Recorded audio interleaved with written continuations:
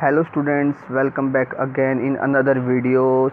और आज हम जिस टॉपिक के बारे में पढ़ने वाले हैं that is the nutrition in ruminants. ठीक है, जो रूमिनेंट्स होते हैं उनके अंदर न्यूट्रिशन किस प्रकार से होता है, मतलब जो घास वगैरह खाते हैं उनमें किस प्रकार से न्यूट्रिशन होता है। लेकिन इससे पहले हमने न्यूट्रिशन इन ह्यूमंस में पढ़ा था, और उसको अगर हम ब्रीफली बात करें, अगर बड़े पैमाने पर अगर हम उसको एक बार अगर एक चार्ट के व्यू में अगर हम उसे शो करना चाहते हैं तो उसको कुछ इस प्रकार से हम उसको डिस्क्राइब कर सकते हैं, जैसे कि यहाँ पे ये चार्ट बना के शो किया हुआ है, like the food, mouth, stomach, small intestine, large intestine, anus and faces. तो कुछ इस प्रकार से आप उसको एज ए चार्ट आप उसको डिनोटेड कर सकते हो। तो स्टार्ट करते हैं topic that is the nutrition in ruminants.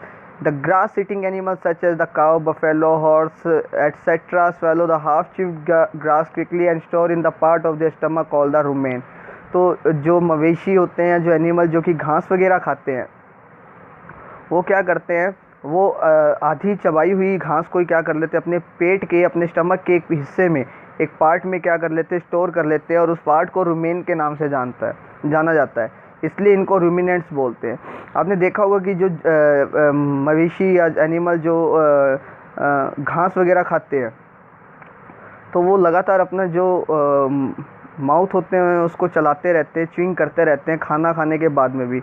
Actually वो कुछ इस प्रकार से करते हैं कि वो खाना जो होता है या जो वो ग्रास वगैरह होते हैं उनको वो ले लेते हैं, स्वेलो कर लेते हैं हाफ च्यूई को, और देन उसके बाद में उसको वापस से वो उगलते हैं, देन उसको वापस से चबाते हैं, देन निगलते हैं, देन उगलते हैं, देन चबाते हैं। तो इस प्रकार वो क्या करते हैं, लगातार जो होते हैं उस फूड को, उस ग्रास को चबाते रहते हैं। Here the food get partially digested. जो फूड जो जाता है रूमेंस में या स्टमक के उस पार्ट में, वो क्या होता है, पार्सली डाइजेस्ट होता है। The partially digest food is called the cud. उस पार्सली डाइजेस्ट फूड को कर्ड के नाम से जाना जाता है। When the animals are not eating, जब एनिमल्स या जो जानवर खाना नहीं खा रहे होते हैं, रूमिनेट्स की बात कर रहे हैं, so the cud return to the mouth in small lumps. तो जो कर्ड जो कि उनके पेट में पहले से होता है, स्टमक में, वो वापस से माउथ में आ जाता है स्मॉल लम्स के रूप में, एंड इज च्यूड, और देन वो वापस इसको क्या करते हैं, चबाते हैं। This process is known as the rumination. इस प्रोसेस को न्यूमिनेशन के नाम से जाना जाता है, इसलिए इन एनिमल्स को रूमिनेट्स भी बोलते हैं। These animals are called the ruminants, और इन एनिमल्स को रूमिनेट्स बोलते हैं। Ruminants have the 4 chamber in their stomach. Ruminants के जो स्टमक होते हैं उसमें 4 चैम्बर होते हैं, 4 पार्ट होते हैं उसमें। आप बेसिकली बोल सकते हो इनमें 4 स्टमक मिलते हैं, 4 स्टमक मिलते हैं। ठीक है, और बेसिकली इनके पूरे स्टमक को आप 4 पार्ट में डिवाइड कर सकते हो। Ruminants have 4 chamber in their stomach. The chamber are called the rumen, reticulum, ऑस्मस एंड एब्डोमेसम।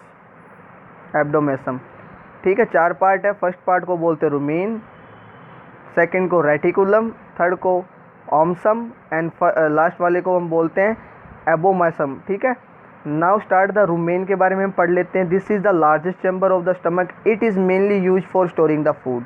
तो रूमेन वाला पार्ट स्टमक का सबसे बड़ा पार्ट होता है, जिसका काम होता है फूड को स्टोर करना। Reticulum, it help in moving the food back to the mouth when needed. Reticulum वाला पार्ट फूड को वापस से मवेशी के मुंह की तरफ भेजने में मदद करता है। Omasum, this is called smallest chamber of the stomach. It's main function is to absorb the excess water. ये स्मॉलेस्ट पार्ट होता है स्टमक का, और इसका मेन फंक्शन होता है एक्स्ट्रा जो वाटर होता है उसको एब्जॉर्ब करना। और फाइनली जो आता है वो आता है आपका abomasum. This is the true stomach where the gastric juice are secreted. और ये इनका वास्तविक स्टमक होता है। जैसे हमारा जो स्टमक होता है ना, मेन स्टमक, ये इनका मेन स्टमक होता है। ठीक है, यहाँ पर क्या होता है, गैस्ट्रिक जूस यानी कि कुछ एंजाइम्स और हाइड्रोक्लोरिक एसिड को रिलीज किया जाता है जो कि डाइजेशन में हेल्प करते हैं। Here the food is digested just like in human stomach. यहाँ पर फूड को बिल्कुल वैसे ही डाइजेस्ट किया जाता है जैसे ह्यूमन के स्टमक में होता है। तो ये चैप्टर हमारा अब कंप्लीट हो चुका है।